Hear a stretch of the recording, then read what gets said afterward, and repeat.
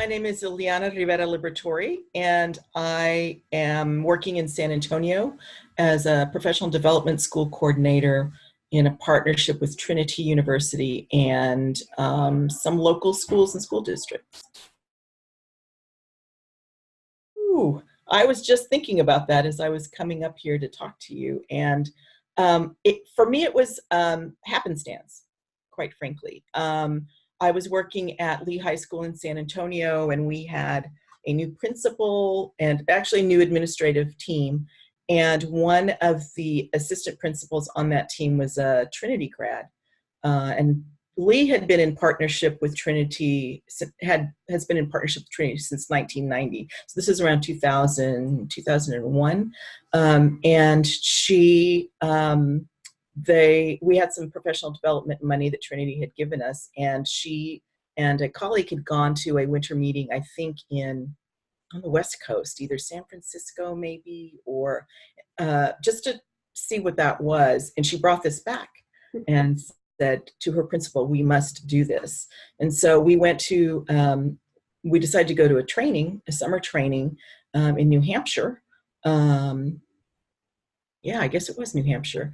And I was a department chair at the time for world language at my school, and they asked me if I wanted to go to this thing, which was very nebulous to me at the time. We're going to go to this thing in New Hampshire, and to get some professional development. But they didn't. I don't know that, other than the assistant principal who had gone, I don't know that we really knew what we were getting into. And so we spent a week there as a 5-day training, and we met Terry Schrader, we met Jean Thompson Grove, and I'm trying to remember I can't even remember where we were, the school that we were at. But for me, it was just like mind-blowing. And I think that many of us had that experience. And that was where it's all started. Like from then we came back to our schools, and I think we had 2 different schools who went on that trip, but in the same district, we're on the same campus, and both schools decided we're going to try to implement this on our campuses, friendship at our campuses in some way.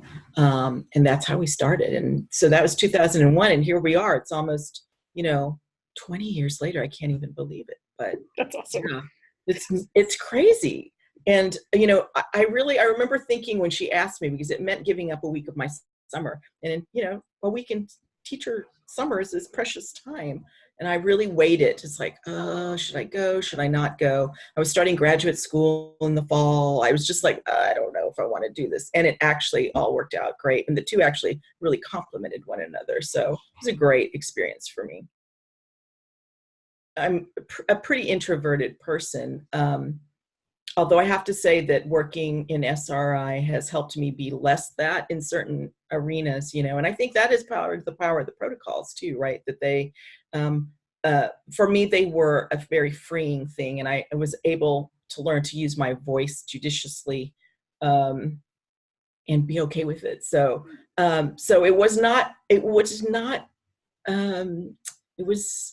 I was definitely taking a risk in doing it.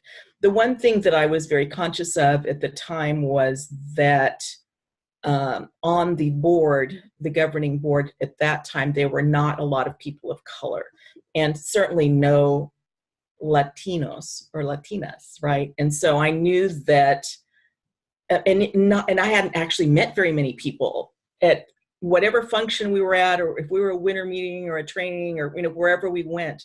In those days, there were very few of us, and that really stood out to me. And so I knew that that I could use my voice there in a different way, and that I would just have to take the risk and do it, because we didn't have anyone that looked like us. So that was my primary motivation, I think, for doing it, even though I knew it was really hard. I was lucky that I came onto the board when Angela Bridenstine had 1 year left as a board member. So I knew that she could teach me the ropes, and that was very helpful. I actually don't know if I would have done it had she not been there to help me. I probably would have done it anyway, but I remember Francis and Kevin calling me. They'd called me to see if I wanted to be the chair of the nominations committee. And they did, it was an email, right? So I wasn't actually talking to them. We didn't have like Zoom back then. And I wrote them back and I said, sure, I'll do it. Because I mean, those kinds of things don't actually cause me to have to come out of my comfort zone a lot, right? I don't have to talk to a ton of people, just a few people. And I wrote them back and I said, I would love to do it, no problem. I'll be glad to be involved. And I said, but let me ask you a question. If I'm on the if I'm part of the committee, like, can I not run for the board? And they wrote me back like immediately within like 5 minutes. If you're thinking about running, we'd rather have you run. So I had their support too and their guidance, and that really helped kind of smooth the edges for me and make, I felt comfortable doing it, knowing that I would have a lot of support once I got there, even though I had no idea what I was doing, right? It's like, I don't know. I mean, we kind of didn't. That was in the very early stages of the organization, and we were kind of building it, right? And so, and that gave me some comfort too. It's like I knew that I didn't have to be the smartest person there. I just had to be, a pair of arms, to do the work, which is what I love. So that was good. I think that governance is probably one big change, right? And for sure, I think that, in those beginning years, we were board members. We were a working board. I think that the board still works a lot, but I think that we were in this creation process. So that has been a big change. Having an executive director has been a big change as well, right? That was a tremendous help, and I think a turning point in the organization too, like somebody who always had their eye on things from the bird's eye, which was helpful because I think that we were all, we all had jobs, right? And so it was very hard, I think, in those early days for us to put in, I don't know, it's just hard because we knew we had personally, we all had a lot of irons in the fire. And so I think that was super helpful to see somebody who was taking care of all the component parts. I think that the biggest change that I have seen is this, in the initial days, we always had our eye on equity. And this is one of the things that really attracted me to this work originally, was that people were having conversations about race, and I had not had the opportunity to do that in the places that I was working or with the organizations that I was affiliated with. And this was one of the things that was like, oh my God, people are talking about race in a very honest way, cautious but honest, right? And over time, I've seen the emphasis really change from being about friendship, right, and moving towards a real emphasis on equity and race as they affect children in schools. And so I think that I love it. It has been, for me, it's been a tremendous turning point. I think that would be the big ones. I'm sure there are others. Right. I think it feels more, I feel like as an organization, we feel more polished. I don't know if that makes sense, right?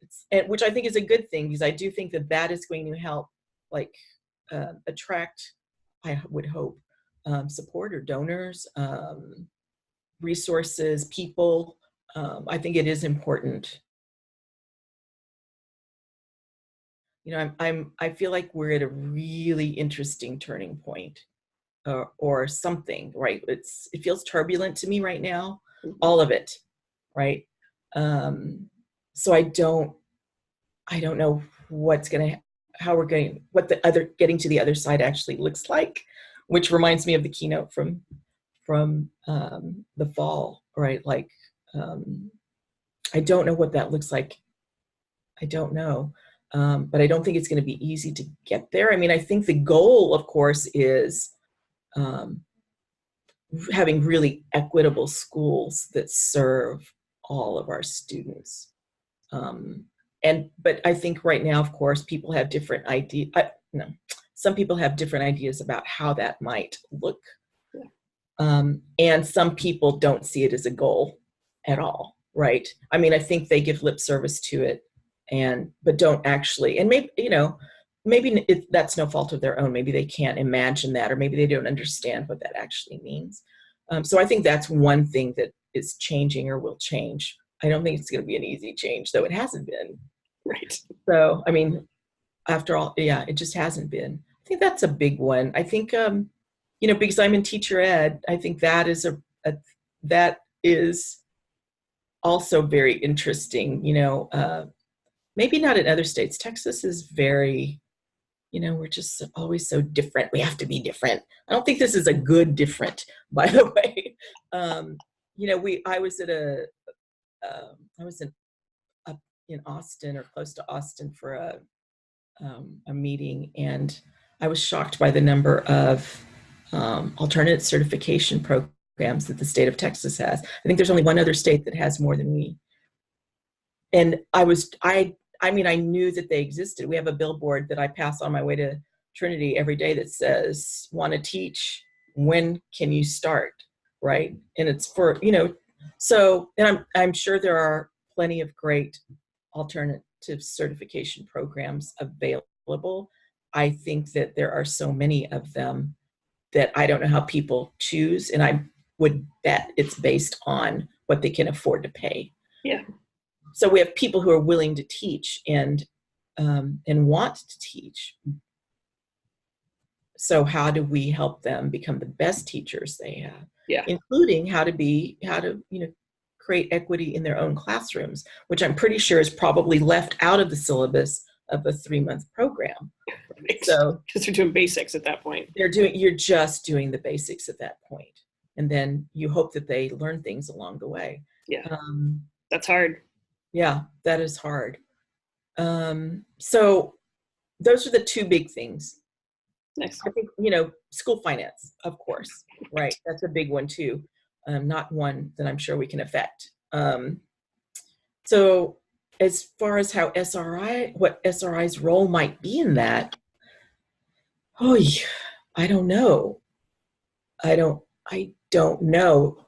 Other than to be, continue to be a part of the conversation in some way, and then to continue to provide places or opportunity for people to gather, right, to talk about those things.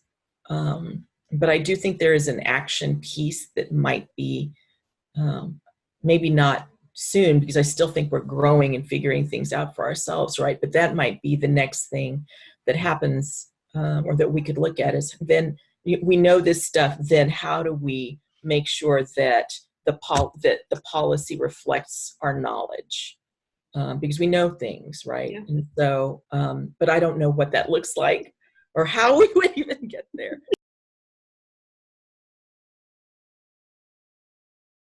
Wow, I have a lot of them because I've been to a lot of events.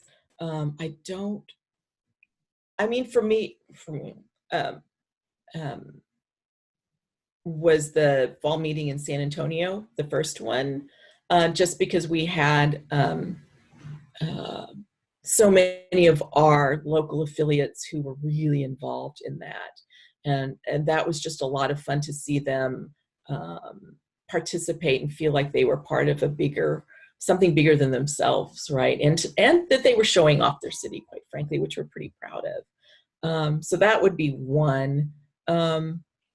Just on a personal level, I had the opportunity to co-facilitated a winter meeting with Andy Plemons back in the day, and back then it was like a million years ago, and it was in Seattle. I remember it very. We had so much fun facilitating together, and then for me, it was really where I started my connection with people from Georgia. Like, I hadn't met really many people from there, and there are a lot of them that are involved in this organization. So that he was my entree to that, and he'd come by himself from Georgia, so he hung out we had a little group of San Antonians, and he hung out with us after hours too, and we just had a great time. But I mean, there have been so many, like keynotes that just like, right. You know, dancing salsa in Miami. You just have to do those things too, because it is an intense. Most of the experiences are so intense.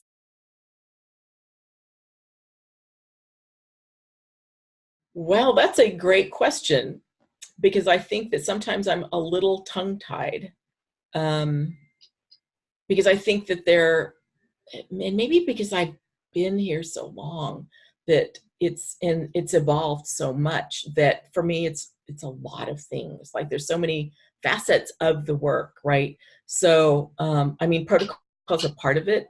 I think that teacher empowerment is part of it, and that is what attracted me, I think, initially to SRI, uh, is this idea that the expertise is in the room, because that for me was a concept that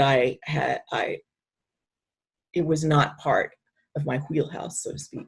I never thought that teachers were part of the conversation. And that's just from the schools I had been in, right? That was my lived experience as a classroom teacher. Um, I think that we are trying to figure out what being fiercely committed to equity is, and that it is a big part of our goal as an organization. Not that we have the answers, but that we're on the road, which I think is important. Yeah, I mean, right now I think that would be my answer. That's perfect. Yeah, friendship plays a part of that too, because we still, in the schools that I work with, I'm still part of those communities as well. Those learning communities, for sure, are an important part of it. Say that if you like to learn and you want to um, learn how to do that better with others, then this is the place to go. Like, if you're like, man, I'm not, although I've encouraged those people to go too, right? But I would also say that and maybe this was my experience, that it really, I learned more about myself during those times when I went, during that week that I was in New Hampshire, um, than I had in a long time. And certainly myself as a teacher, I learned a lot about that.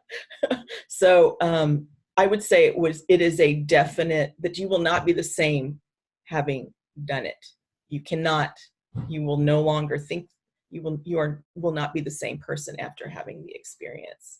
And that if you don't buy into any of this, you will walk out with ways to help your students learn better in the form of protocols. Of like, that's all you get. Because some people are not ready for it, right? For the conversations that we have or that we're starting to push. But if nothing else, you will feel like you will have learned something that you can take back to your classroom and implement. Oh, 10th anniversary. Been a damn good 10 years, I would say.